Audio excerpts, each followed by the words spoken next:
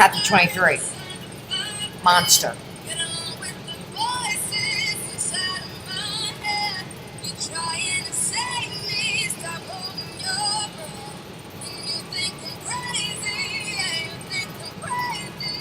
Alright, so it was the last day of September 1944. Louis, Frank, Tinker, and a few other Ofuni veterans stood by the gate of Amarai POW camp, which sat on a man-made island in Tokyo Bay. The island was nothing more than a sandy pit connected to shore by a long bridge. Across the water was Tokyo, still virtually untouched by the war. Before the prisoners stood a Japanese corporal. He was leering at them. He was a beautifully crafted man in his mid-20s. His face was handsome, his form trim. A sword angled off of his hip, and circling his waist was a belt with an enormous metal buckle. The only incongruities on this striking corporal was his hands, brutish things that one man would liken to paws. As the prisoners stood at attention, the corporal stared. Minutes passed, and abruptly the corporal swept forward, walking with chin high, chest puffed. He looked the men over, Louis thought, as if he were God himself. Down the line, the corporal stood, pausing before each man and barking, "Name!" When Louis gave his name, the corporal's eyes narrowed. Decades later, men who looked into those eyes would be unable to forget what they saw in them. A wrongness, a licid, and a twist in the gut, and sent a prickle down up the back of the neck. Louis dropped his eyes. There was a rush in the air, the corporal's fist ramming into Louis's head. Louis staggered. "Why you no look me in the eye?" the corporal hissed. The prisoner went rigid. Louis raised his eyes to the corporal's face. Again came the whirling arm, the blow to the skull, the stumbling of the legs. "You no look me! Don't look at me!" This man thought, Tinker, he's a psychopath. The corporal marched the men to a quarantine area, ordered them to stand there, and left. The men stood, growing colder. Hours passed, the corporal didn't return. The men sat down shivering. Louis saw a discarded apple box nearby. Remembering his Boy Scout training, he pried a slant from it, fit a stick into a hole in the slat, wound a boot lace around the stick, and began alternately pulling the ends. Purely survival methods here. Turning the stick until it began. Oh my God, what happened? I'm back. Turning the stick until it began to smoke. He picked up a bit of straw mat and laid them on the smoking area. The mat whooshed into flames. The men gathered to warm themselves. The corporal suddenly reappeared, demanding to know how they'd gotten matches. Louis explained how he built the fire. The corporal's face clouded over. Without warning, he slugged Louis in the head again. He barked at Louis to put the fire out, then walked away. The corporal's name was Muchirao Watanabe. Louis had met the man who had dedicated himself to shattering him. Watanabe had begun life with everything. Born into a fabulous, wealthy family, he grew up in luxury, living in beautiful homes, waited by servants. He attended Tokyo's prestigious Waseda University, studying French literature. In 1942, he graduated, then enlisted in the army. With prominent military officers in his family, Watanabe had lofty expectations for himself as a soldier. But when he applied to become an officer, he was rejected. Something about being rejected. He'd be a lowly corporal. His failure derailed him, leaving him feeling disgraced, infuriated, and bitterly jealous of officers. He was exiled to the military's lowest station, POW camp. Assigned to Amari, the named disciplinarian of prisoners, he arrived seething with resentment. He became a monster. He beat POWs every day, fracturing their windpipes, rupturing their eardrums, shattering their teeth, tearing one's man's ear half off, tying another to a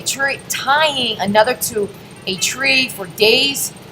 In the ecstasy of an insult, he wailed, drooling and frothing, sometimes sobbing. In the words of one POW, he was the most vicious guard in any prison camp on the main island of Japan. Both Watanabe's victims and his fellow Japanese would wonder at the source of his behavior. To some, it was madness. Others saw something calculated. When Watanabe beat men, POWs looked at him with terror, brutally gave him power that his rank did not.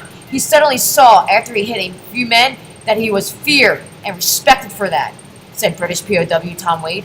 And so that became his style of behavior. Two things separated Watanabe from the other war criminals.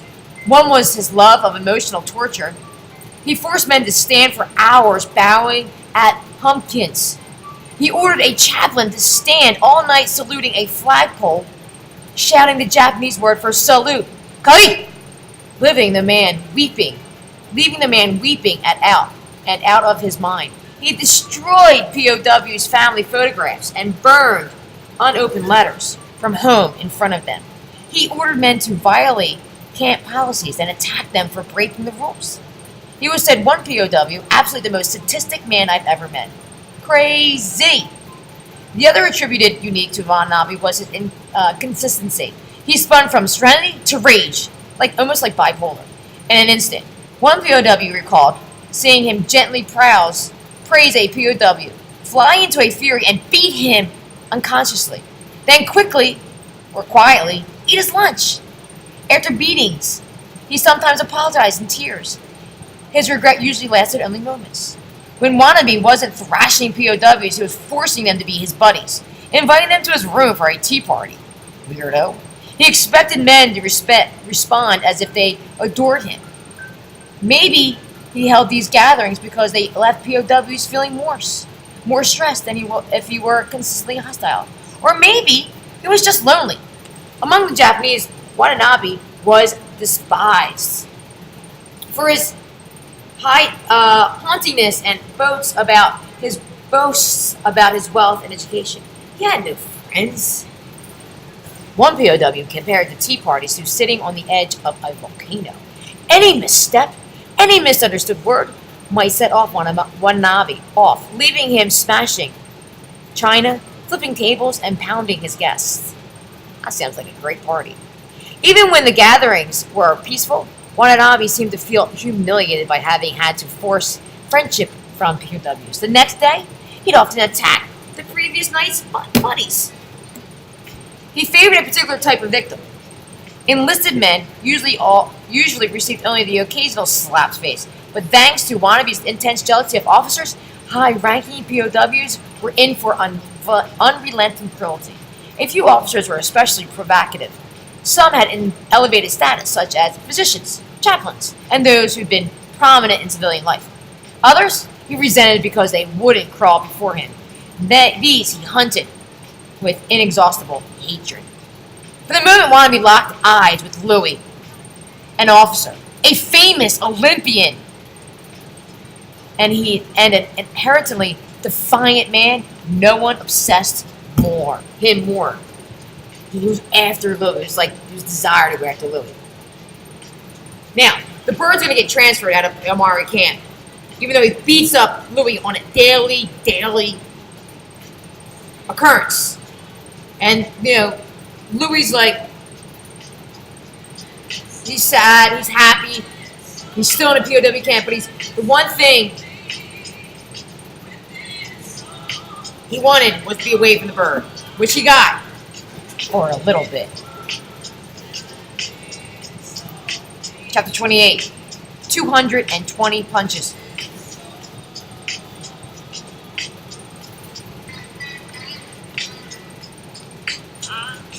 On May 5th, 1945, the growl of 4 huge engines echoed over Nahutusi. A B-29 was circling the steel mill. Sirens. Now we're getting close to the war being over, everybody. Where am I at? Sirens sounding. But in the mill, the foreman kept the POWs working. There was a sudden massive crash, and it began snowing very hard inside the mill. It wasn't snow, but dust falling from the rafters. The Japanese fled. The panicked POWs crowded together, praying that they wouldn't get hit. The bombs missed, blowing gaping craters in a field nearby. Not an atomic bomb, kids. This is not the atomic bomb. The atomic bomb's going to fall in all against us, so we're still in trouble. Where am I? If the Americans were attacking a lone steel mill in a place obscure as Nakususa, did the men they had already destroyed the big strategic cities? The answer came in 10 days later, when 400 new POWs shuffled through the gates. The bird delivered his stand hard Haragu. You must be sincere. You must work for your earnest. It's kind of like the Holocaust, which we're going to talk about. You must obey. I have spoken. Who the hell is Ernest? Muttered a POW. The new men had said they'd come from slave camps in the vast war production cities of Kobe and Osaka. Weeks before, B-29s had swept over the cities in 300 plane swarms, showering them in firebombs. Of no use to Japan in razed cities, the POWs had been shipped to Nakatsuso to continue slaving for the empire. The new men had one another piece of news. Germany had fallen. Hitler committed suicide, April 1945. The whole weight of the Allies was now thrown against Japan. That's them bombing. But it's June. Louis' leg was healed enough for him to walk. All right, so what you didn't read was Louis got the bird, got his stick, and just started slamming Louis in the legs.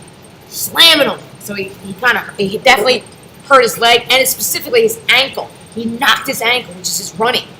That's how he has to run. He was growing sicker when he begged for the rest while burning with a 103-degree fever. The bird refused. One day, Louis was shoveling on a barge when the foreman discovered fish was missing from the galley. If the thieves didn't turn themselves in, he said he'd report it to the bird. The culprits confessed, but the foreman suspected more men were involved. Told the bird anyway. The bird called the work party out and ordered the thieves to stand in front. He then yanked out Wade, Tinker, and Louis, and 2 other officers. These officers, he said, were responsible for the thieves' acts. Louis didn't do anything.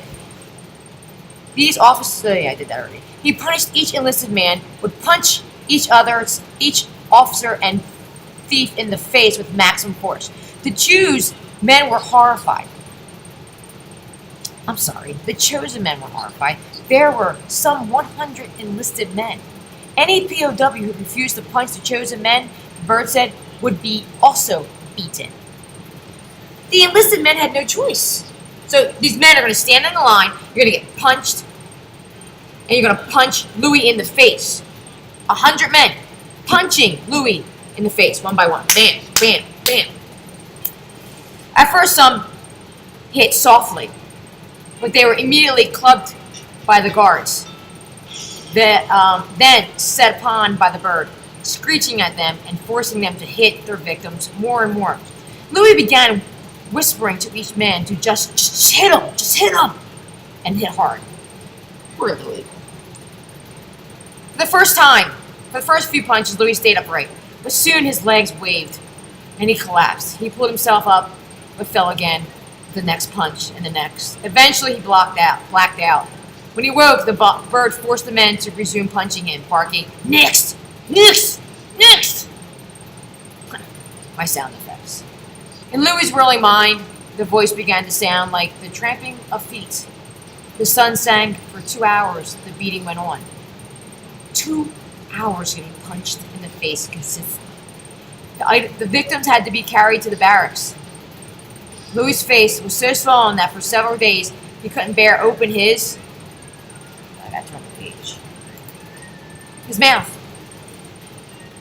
By Wade's estimate, each man had been punched in the face some 220 times. June 1945 became July. Every night, great force of B-29s passed over, air raid sirens screaming their arrival. Sometimes the men could hear soft booming in the darkness. Louis was sick and demoralized. He lay on his plank, daydreaming of the Olympics, clinging to them as a shining promise. He prayed incessantly for rescue. His nightmares of the bird were endless. His will was fraying. The food situation was increasingly dire. With the import of the new POW, the population had more than doubled, but the rations hadn't. Now the rations were still smaller, usually nothing but seaweed. Fall was coming, and Louis and the other POWs were scared. They were told that their rations and supplies of heating fuel would be cut more in the winter and might be discontinued. Many men were barely hanging on. In the barracks one day, a young POW dragged in from slave work, lay down, asked Louis to wake him for dinner, and went still. At chow time, Louis kicked his foot. The man didn't move. He was dead. Few POWs in Naxos or anywhere else thought they'd live to see another spring. Okay, so it's going to get cut out a little bit here. Bear with me. There was a worry greater still, even in isolated Naxos. It was obvious Japan was staggering. Watching B-29s flying unopposed, the POWs knew Japan's air defenses were gutted, and the Americans were very close. Civilians were in shocking condition. The limbs of the adults were grotesquely swollen from barbaria. The children were gaunt. The POWs were disturbed by the famine among civilians that they stopped stealing. Japan had long ago lost the war. I'm going to stop there. The beatings continue, but the Americans are getting closer.